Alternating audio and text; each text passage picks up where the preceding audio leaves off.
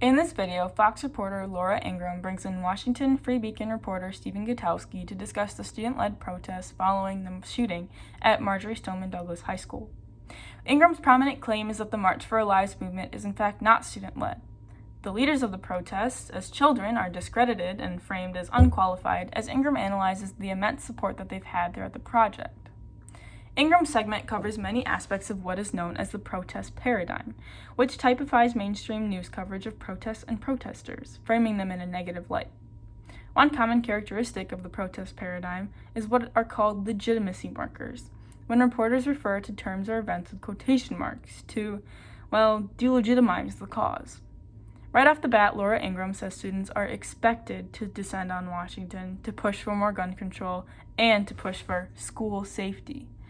Why delegitimize school safety, the thing that is actively keeping our children and students safe? Another aspect of the protest paradigm is when media focuses on events and not the major issues at hand.